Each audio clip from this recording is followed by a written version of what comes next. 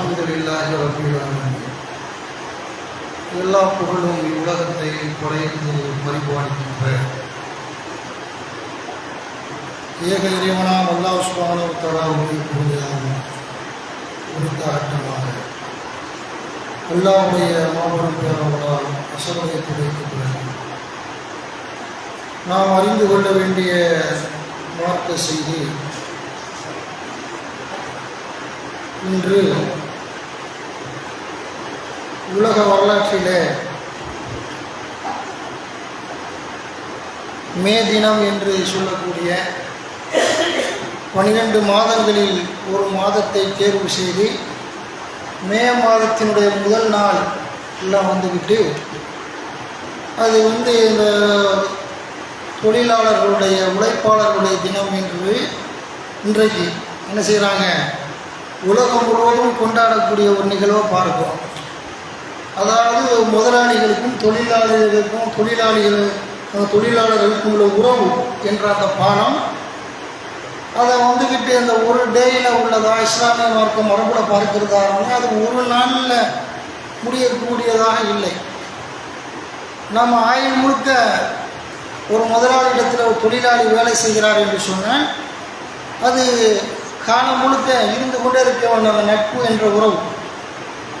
ஆனால் தொழிலாளர்கள் தினம் மே தினத்தினுடைய மே மாதத்தினுடைய இன்றைய முதல் நாளை அந்த தொழிலாளர் தினம் அப்படிங்கக்கூடிய உழைப்பாளர்கள் தினம் என்ற பெயர்னு இனிப்பு வழங்கி சாக்லேட்டு கொடுத்து பெரிய பெரிய ஃபேக்ட்ரிகளில் பள்ளிக்கூடங்களில் அதனுடைய ஆசிரியர்கள், கல்லூரிகளில் உள்ள ஆசிரியர்கள், பேராசிரியர்கள், அரசாங்கத்தில் உள்ள அதிகாரிகள் இப்படின்னா என்ன செய்வாங்க, அந்த இடத்தப்பட்டு இவர் அவரை புகழ மைக்க பிடிச்சி பேசி அப்படிலாம் நினச்சிவாங்க, முதலாளி இப்படிப்பட்டவர் தெரியுமா, தொழிலாளி இப்படிப்பட்டவர் தெரியுமா என்று அப்படி பேசி கூட்டம் கலைஞ்ச மாதிரி கலைஞ்சி போயிடும். அதுக்கு அடுத்த நன்றைக்கு கூட சாக்லேட்லாம் கொடுத்து இனிப்பு வழங்குவாங்க. நாளைக்கெல்லாம் பார்த்தோம்னு சொன்னால் முதலாளி சிண்டி முயற்சியை காட்டுவார், அப்படியே கோபத்தில் எரிஞ்சு விழுவார், தொழிலாளி இதை பொறுத்து கொள்வார். இந்த மாதிரியான மடமை தினத்தையெல்லாம் இஸ்லாமில் நமக்கு போதிக்கப்படவில்லை. எல்லாருடைய மார்க்கத்தை பொறுத்த வரைக்கும் உங்களுக்கு அந்த மகிழ்ச்சி அது நிரந்தரமாக இருக்கணும். இஸ்லாமிய மார்க்கத்தை பொறுத்த வரைக்கும் அந்த தொழிலாளர் இடத்துல முதலாளி கண்ணியத்தோடு மதிப்போடு நடந்து கொள்ள வேணும், அழகிய முறையில் வேலை வாங்கணும். அதுபோல் இவனும் தொழிலாளர்களும் சரியான முறையில் முதலாளி விஷயத்தில் சரியாக நடந்து கொள்ளணும். அவருடைய சொத்துக்கு அவர் தான் பொறுப்பாளர். அதாவது பொருளாதாரத்தை போட்டிருக்கிறார்கள கடையில் இந்த முதலுக்கு தொழிலாளர்கள் தான் பொறுப்பாளர் என்று சொல்லக்கூடிய மார்க்கம் இஸ்லாம். நபிகள் நாயகம் ஸல்லல்லாஹு அலைஹி வஸல்லம் சொன்னாங்க வந்துக்கிட்டுன்னு உங்களில் ஒவ்வொருவரும் பொறுப்பாளி, அவரவர் பொறுப்பு பற்றி மறுமையில் விசாரிக்கப்படுவீர்கள் என்று நபிகள் நாயகம் ஸல்லல்லாஹு அலைஹி வஸல்லம் சொல்லிட்டு சுசாச பட்டியல் போடுறாங்க. ஒரு ஆட்சியாளர் அவர் மறுமையில் அல்லாஹ்விடத்தில் விசாரிக்கப்படுவார். எதற்காக? குடிமக்களின் விஷயத்தை எப்படி நடந்தா, நேர்மையாக நடந்தியா, அவங்களுக்கு அதிகமான வரியை போட்டு கஷ்டத்தை கொடுத்தீங்களா, ஜிஎஸ்டி வரி அதிகம்னு சொல்லி கொடூரமான முறை நடத்தினீர்களா, அவங்க அரசியல் ஆதாயத்திற்காக நீங்கள் வன்முறையை கலவரத்தை தூண்டி நீ ஆட்சி பீடத்தில் அமர்ந்தீர்களா என்று எல்லாம் என்ன செய்வான், எல்லா கேள்வியும் இருக்குது. சொன்னாங்க. அதுதான் வந்துக்கிட்டு உங்களில் ஒவ்வொருவரும் பொறுப்பாளி, ஆட்சியாளர் ஆட்சித்தலைவர் பொறுப்பாளி, அதுபோல் ஒரு குடும்ப தலைவன் பொறுப்பாளி, தன்னுடைய மனைவி மக்களை பற்றி விசாரிக்கப்படுவார் என்று சுதாரண பட்டியலில் சொல்லும் பொழுது முதலாளி விசாரிக்கப்படுவார், தொழிலாளி விசாரிக்கப்படுவார். முதலாளி நீ கரெக்டாக நடந்தியா, நீதமாக நடந்தியா என்று அல்லாஹ் விசாரிப்பான் மறுமை நாளில். தொழிலாளியை கூப்பிட்டு விசாரிப்பான், அவருடைய சொத்துக்கு நீதான பொறுப்பாளர், அவர் கடையில் முதல்ல போட்டார்ல, அவர் இருக்கும்போது ஒரு வேலை பார்க்குறோம், அவர் இல்லாதப்ப வேறொரு விதமாக வேலை பார்க்குறது என்ன அப்படின்னு எல்லாம் என்ன செய்வான். அவர் ரெண்டு தரப்புக்குமே கேள்வி இருக்குது. முதலாளி குற்றவாளியாக இருந்தால் மறுமையை தண்டிக்கப்படுவார், தொழிலாளர்கள் குற்றவாளியாக இருந்தார்னு சொன்னால் அவரும் மறுமையை தண்டிக்கப்படுவார். அப்படி அல்லாஹ்வுடைய மார்க்கம் ஃபமையான மிஸ்கால தரத்தின் ஹைரன் ஏறா, ஒரு அணு நன்மை செய்தாலும் மறுமையில் அதை பெற்றுக்கொள்வீர்கள். ஃபமையான மிஸ்கால தரத்தின் ஷர்ரன் ஏறா, இந்த ஹைரன் ஏறா ஷர்ரன் ஏறான்னு எல்லாம் சொன்ன வாசகத்தை போட்டு ஒரு தீமை செஞ்சாலும் மறுமையில் அதை அடைந்து கொள்வீர்கள், ஒரு நன்மை அணுகளவு செஞ்சாலும் அதை நீங்கள் மறுமையில் அந்த பெற்றுக்கொள்வீர்கள் என்று நன்மை தீமைகளை அல்லாஹ் சொல்லி காட்டக்கூடியதை பார்க்கிறோம். அப்படிப்பட்ட நாள் அல்லாஹ்வுடைய மார்க்கம். ஆனால் இன்றைக்கு தொழிலாளர்கள் தினம் சொல்லிட்டு என்ன செய்வாங்க, அது ஒரு இதாக இருக்கும், ஒரு ஒரு சுதந்திர தினத்தை கொண்டாடுறோமே கொண்டாடுவாங்க. அதுபோல் இண்டிபெண்டன்ஸ் டே, ரிபப்ளிக் டே, குடியரசு தினம், இந்த மாதிரி என்ன செய்வாங்கன்னு கேட்டால் இது கொண்டாடக்கூடிய பகுதி. இது எப்படி வந்துச்சு அப்படின்னு கேட்டால் இது நம்ம பார்க்கிறோம்.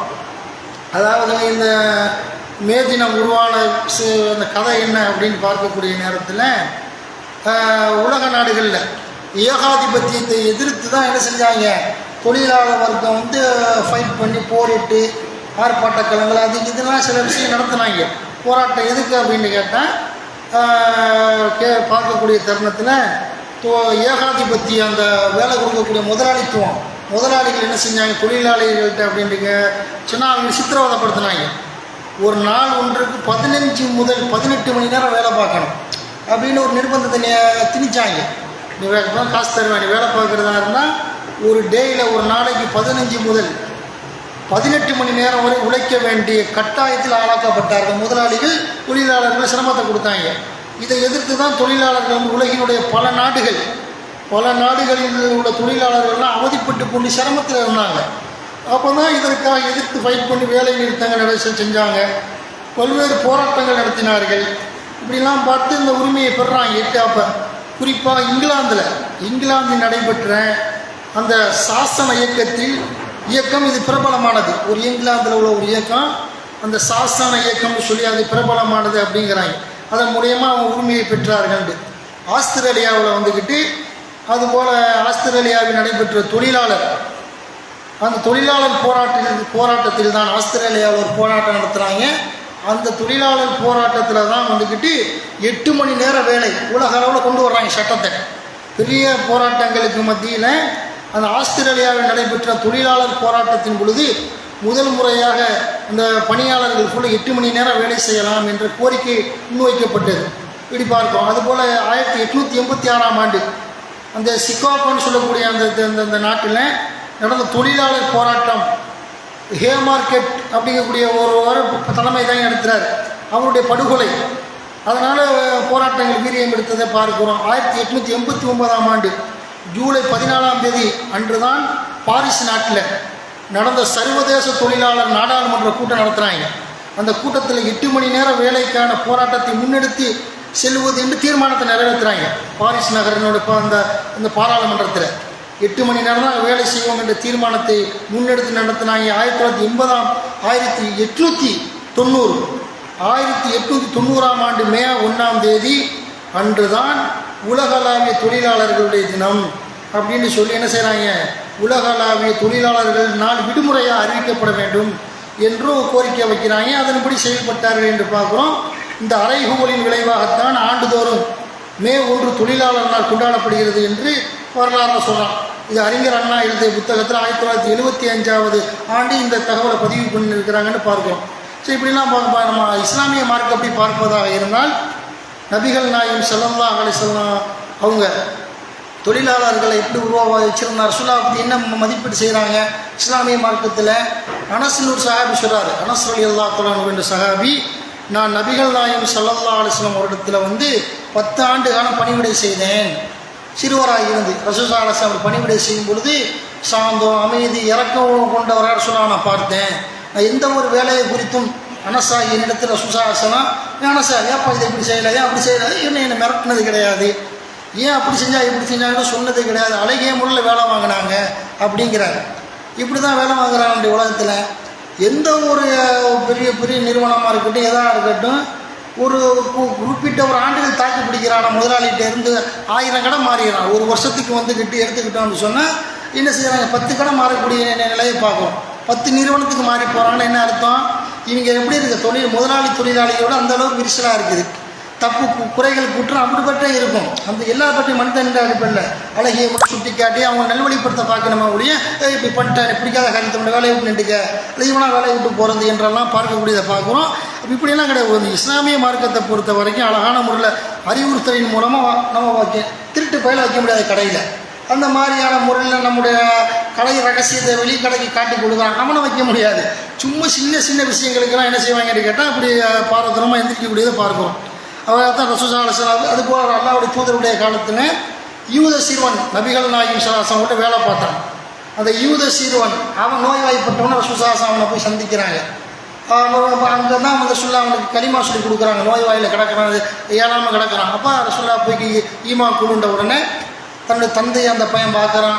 அவன் தந்தை யூதர், அவர் என்ன செய்கிறார், அபுல் காசிம் சொல்றதை கேட்டு இஸ்லாத்தில் ஏற்றுக்க, நான் வேணா வழிகிட்டு போயிட்டேன் அப்படிங்கிறாரு. அப்படி அல்லாஹ்வுடைய தூதர் அந்நியோன்யமாக என்ன செஞ்சாங்க, வேலை வாங்கின காரணத்தினால் அதான் அந்த தந்தை கூட சொல்கிறார் இஸ்லாத்தை ஏற்றுக்கப்பானவனே களிமாவை சொன்னோடனே அவன் அந்த பையனுடைய ரூஹு பிரிஞ்சிருது. அல்லாஹ் இவனை நரகத்திலிருந்து காப்பாற்றி அல்லாஹ்வுக்கு எல்லா போன்று அல்லாஹ்வுடைய தூதர் சொல்லிட்டு இந்த இடத்த விட்டு வெளியேறாங்க. அப்போ எந்த அளவுக்கு ரசூலுல்லாஹி ஸல்லல்லாஹு அலைஹி வஸல்லம் அந்த பணியாட்களை வச்சுருந்தாங்கன்ட்டு பார்ப்போம். அதுபோல் அப்துல்லா உம்மி மக்தூம் கண்ணு தெரியாதவா மோதினாரா போட்டாங்க. பள்ளியாசல் தொழுகை நடத்துவதற்கு ரசூலுல்லாஹ் வெளியூர் போகும் பொழுது பிலால் ரலியல்லாஹு இவரையெல்லாம் போட்டாங்க. அப்போ எப்படி வேலை வாங்கினாங்க, அழகான முறையில் கண்ணியத்தோடு வேலை வாங்கினார்கள் என்று பார்க்குறோம். அப்படி சொன்னால் அடித்தடி ஆணவம் இப்படிலாம் வேலை வாங்கினா அது சரிப்பட்டு வராது என்று மார்க்க நமக்கு சொல்கிறது. அந்த மாதிரி அப்படிலாம் வாங்கினா என்ன ஆகும், அந்த மே மாதம் 1ஆம் தேதி மட்டும் ஆகாவும் சாக்லேட் கொடுப்பாங்க. இப்போ புகழ்ந்து பேசுவாங்களே ஒழிய அடுத்த நாளிலிருந்து முடிஞ்சு கெட்ட சைத்தானா மாறி போய்விடுவாங்க என்பதை புரிந்து கொள்ள வேண்டும். அதில் ஒரு சின்ன ஒரு வசனத்தை வந்து நம்ம பார்க்குறோம். அல்லாஹ் குர்ஆனில் சொல்கிறான் மூசா நபியை பற்றி 28வது அத்தியாயம் 27வது வசனம். கால இன்னி உரிது அன் உன்கி ஹக்க இஹிதபுன தைய ஹாத்தைனி அலா அன் தஹுஜுரணி சமானி ஹிஜஜின் ஃபைன் அத்துமம்த அஷ்ரன் ஃபமின் ஐந்திக்க வமா உரிது அன் அஷுக்க அலைக்க சதஜிதுன் இன்ஷா அல்லாஹ் மின சாலிஹின். 8 ஆண்டுகள் நீர் எனக்கு கூலி வேலை செய்ய வேண்டும் என்ற நிபந்தனையின் அடிப்படையில் எனது இந்த 2 புதல்விகளில் மகள்களில் ஒருத்தியை உமக்கு மனமுடித்து திருமணம் செய்து தருகிறேன். 10 ஆண்டுகளாக நீ முழுமையாக்கினால் அது உண்மை சேர்ந்தது. நான் உமக்கு சிரமம் தர நாடவில்லை. அல்லாஹ் நாடினால் என்னை நல்லவராக காண்பீர் என்று அவர் கூறினார். மூசா நபி யாரை திருமணம் பண்ணாங்களோ அந்த பிள்ளையுடைய தந்தை மூசா நபியுடைய மாமனார் சொல்கிறாரு, ஒலை என்ற உழைக்கன மகர் அவர் வரதட்சணை வாங்காமல் மகர் கொடுக்குறார். பெண்ணுக்கு மகரை கொடுக்கக்கூடிய நேரத்தில் அந்த மகரை எப்படி அல்லாஹ் குர்ஆனில் சொல்கிறான், அவரை அந்த மூசா நபிக்கு பொண்ணு கொடுத்த அந்த மூசா நபியுடைய மாமனார் சொல்கிறாரு, 8 ஆண்டுகள் எனக்கு நீ கூலி வேலை செய்யி, நீ விரும்புனா 10 ஆண்டுகள் செய்யி, அதன் பிறகு பொண்டாட்டியை கூட்டிகிட்டு போங்கிறார். அந்த மாதிரி அவர் செய்தார் என்று போக இந்த உழைப்பு விஷயமாக மார்க்க நிறைய செய்திகளை சொல்கிறது. இதை உணர்ந்து கொண்டு நம்ம தொழிலாளர் முதலாளித்துவம், அந்த தொழிலாளர்கள் முதலாளிகள் என்ற அடிப்படையில் அந்நிய உடையமாக அன்போடு பண்போடு அவங்க நல்ல விஷயங்களை பரிமாறிக்கொண்டு வேலை வாங்குவதாக அந்த அழகிய முறையில் வேலை வாங்கி தன்னுடைய இந்த தொழிலாளர் முதலாளித்துவத்தினுடைய அந்த அன்பு பாலத்தை மேம்படுத்த வேண்டும் என்று சொல்லிக்கொண்டு அந்த உறவை முதலாளி தொழிலாளி என்ற அந்த உறவை கண்ணியத்தோடு அதை நம்ம காலத்துக்கு நீடிக்க செய்ய வேண்டும் என்று சொல்லி இன்றைய பயானை நிறைவு செய்கிறேன். அஸ்ஸலாமு அலைக்கும் வரஹ்மத்துல்லாஹி வபரகாத்துஹு.